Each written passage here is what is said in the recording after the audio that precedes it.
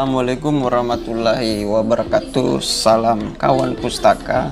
Kembali lagi bersama saya Irsan di kanal YouTube Dispustaka Enrekang. Hari ini kita akan mengenalkan kepada pembaca sekalian, pemustaka, buku Sejarah Enrekang dari Tomanurung hingga terbentuknya kabupaten. Jadi buku ini mengulas tentang sejarah Enrekang dari Tomanurung. Itu di bagian pertama buku ini yang dijelaskan oleh Sahrir Kila. Jadi kita tahu bahwa di Sulawesi Selatan ini tentang Tomanurung itu dianggap merupakan cikal bakal berdirinya banyak kerajaan-kerajaan. Nah, untuk di Enrekang sendiri yang kita ketahui dari buku ini tidak secara langsung diturunkan atau kerajaan terbentuk dari Tomanurung, tetapi merupakan dari keturunan daripada Tomanurung itu sendiri. Nah, saya bacakan di sini ya. Misalnya dijelaskan bahwa kerajaan Enrekang itu didirikan oleh keturunan anak cucu lapis kedua Tomanurung, Palipada dan Embom Bulan, yaitu anak dari Lakamumu yang tinggal di Taulen dan kawin dengan Puan Tauleng. Dari perkawinan itu lahir dua orang anak. Yang pertama bernama Palindungan dan yang kedua bernama Takkebuku. Nah, Takkebuku lalu pergi tinggal di daerah Sumula, Batu Mila, sebab katanya malu dilihat orang karena tulang tubuhnya sangat lemas. Nah, di daerah ini ia bertemu dengan seorang bangsawan laki-laki yaitu Arung Belong dari Maewa dan di kemudian hari ia dikawinkan. Ini persil Lontara Enrekang yang dikutip oleh Sahrir. Kemudian sumber lain juga menyebutkan berbeda bahwa Lakamumu kawin dengan Puan Taulen, lahir seorang anak yang bernama Latanro atau Tenri Angka. Dan Tenri Angka ini kawin dengan Dan Rakati, yaitu anak dari Tomanurung Welang Langi dari Bamba Puang. Ini dikutip dari Natsir Sitonda. Nah, perkawinan itu membuahkan hasil dengan lahirnya anak yang bernama Takkebuku, dan anak ini kemudian hari menjadi raja pertama kerajaan Enrekang. Jadi dapat dikatakan di sini bahwa kerajaan Enrekang memang tidak didirikan langsung oleh Tomanurung, tetapi melalui lapis-lapis dari cucu keturunan dari Tomanurung, Palipada dan Embom Bulan.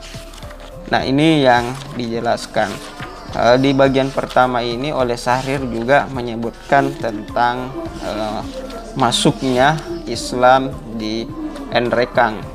Nah, tentang masuknya Islam di kerajaan Enrekang tidak diketahui kapan secara pasti, namun di sini disebutkan bahwa ketika persekutuan Masan Rempulu terbentuk pada masa pemerintahan Raja Enrekang ketiga, yakni Bisu Tonang, di situ diketahui sudah masuk agama Islam. Jadi pada masa pemerintahan raja yang bernama Bisu Tonang, tetapi sekali lagi tidak diketahui kapan kepastian masuknya agama tersebut secara pasti tanggalnya.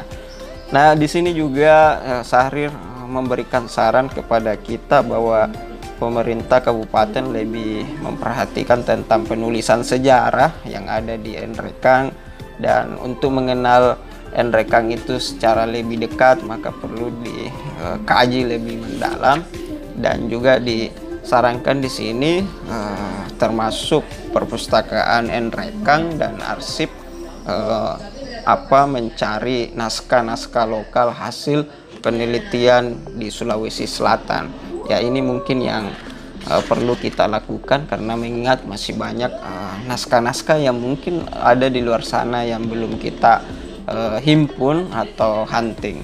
Nah, di bagian kedua Muhammad Amir membahas tentang onderafdeling Enrekang pada masa pemerintahan Hindia Belanda yang meliputi periode 1905 sampai 1942. Jadi jika semula ya kita tahu sebelum masa penjajahan Hindia Belanda, persekutuan Masan Rempulu ini mulanya terdiri atas beberapa kerajaan. Nah, kerajaan yang disebutkan di sini kerajaan Endekan, kerajaan Maiwa, kerajaan Kassa, kerajaan Batu Lapa, dan kerajaan-kerajaan di wilayah Duri atau yang biasa disebut sebagai Talu Batu Papan atau juga Federasi Duri.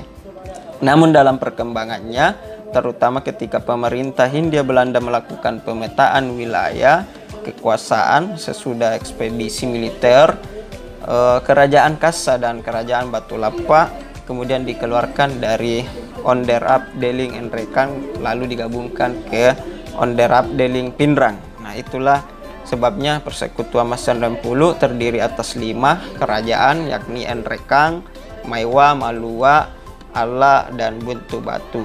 Di bagian akhir dari buku yang disajikan atau ditulis oleh Sahajudin ini juga diterangkan tentang terbentuknya Kabupaten En Rekang yang hampir bersamaan dengan kabupaten-kabupaten lainnya di Sulawesi Selatan, Tenggara, karena berdasarkan Undang-Undang Nomor 29 Tahun 1959 dengan terbentuknya pemerintahan daerah tingkat 2 di Sulawesi Selatan. Nah, setelah itu memang terjadi beberapa pergolakan politik nasional maupun lokal seperti gerakan DITII yang mana menjadikan En Rekang sebagai salah satu basis di Sulawesi Selatan. Jadi sempat diwarnai dengan aksi para gerilyawan dan juga pergolakan politik. Jadi teman-teman yang ingin membaca lebih jauh buku ini silakan berkunjung ke Perpustakaan Umum Kabupaten En Rekang, dan semoga dengan memahami tentang sejarah En Rekang kita bisa mengambil nilai-nilai hikmah bagaimana raja-raja En Rekang pada saat itu dengan kegigihannya, dengan upaya-upaya yang dilakukan bisa menjadi spirit dan tentunya perjuangan-perjuangan para pejuang pada saat itu melawan penjajahan hingga terbentuknya Kabupaten En Rekang bisa kita maknai dan kita internalisasikan bahwa En Rekang merupakan bagian dari sejarah merdeka, sejarah perjuangan dari bangsa Indonesia melawan kolonialisme. Dan tentu saja ada banyak suguhan yang bisa kita resapi agar kita lebih paham tentang identitas atau sejarah dari En Rekang itu sendiri. Sekian dari saya, tetap membaca, salam produktif dan salam sehat.